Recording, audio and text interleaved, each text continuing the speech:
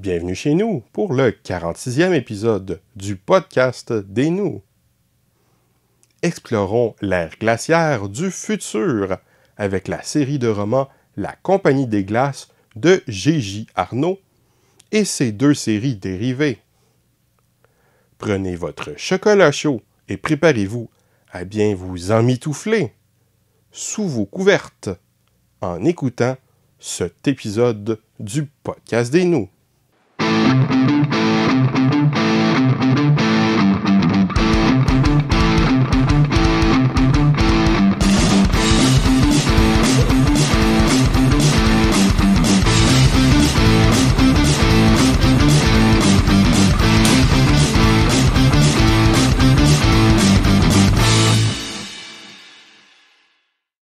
Voici maintenant la chronique culturelle, parce que nous autres, on est culturés, man. Bonjour.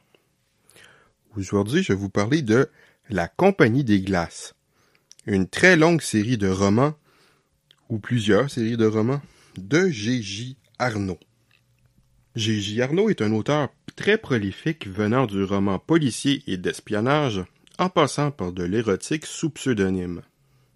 Il s'est essayé à la science-fiction une première fois avec le cycle de la Grande Séparation, une trilogie de romans se suivant plus ou moins, qui a éventuellement eu un 4e tome à l'occasion d'une édition intégrale depuis. Après ce premier essai, J.J. Arnaud se lance dans une vaste série pour laquelle il développe un univers très élaboré, avec son système politique, son économie, son histoire, etc.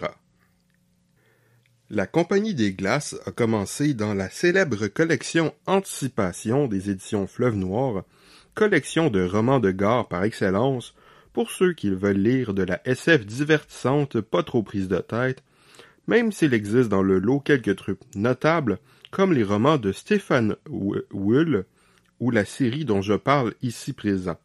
Je dois avouer que j'aime bien en général les romans de Richard Bessières.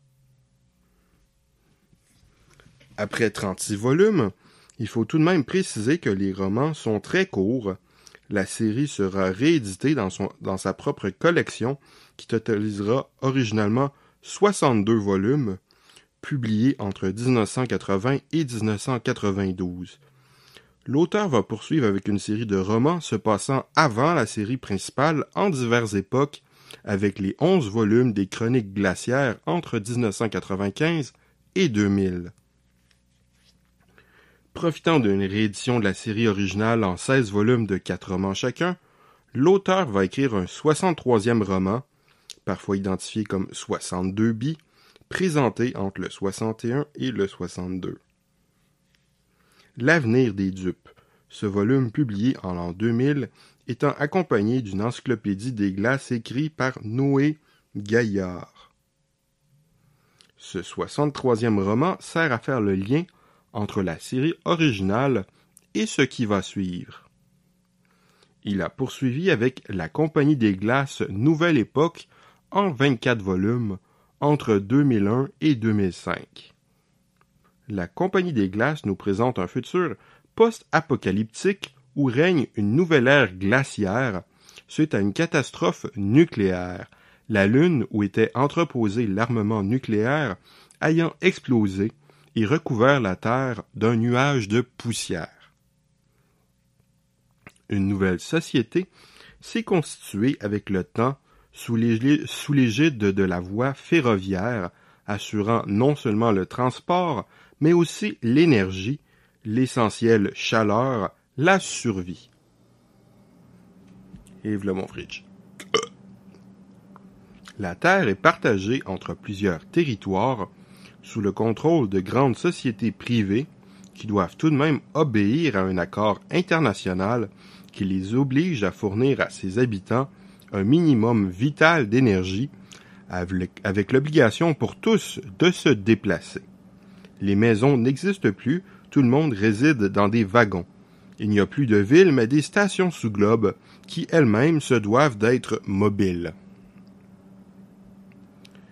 Il y a aussi les roux, les hommes du froid, des humains poilus capables de vivre au grand froid, mais qui vivent de manière tribale.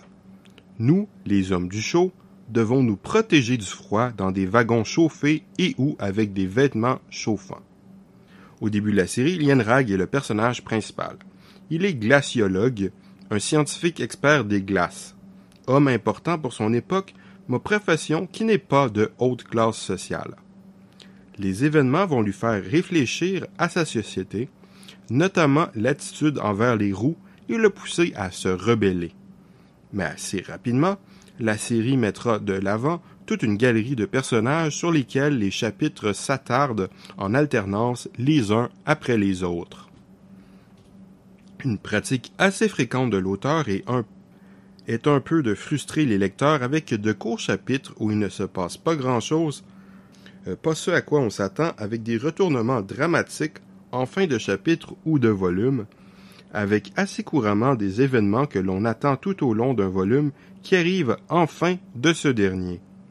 Cela est très compréhensible de ce type de série et c'est ce qui crée le page turner.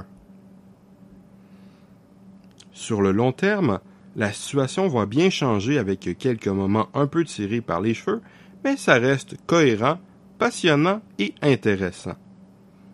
Il y a dans certains volumes un peu trop de remâchage de ce qui s'est passé avant, mais c'était sans doute pour donner à de potentiels nouveaux lecteurs de nouveaux points d'entrée à la série.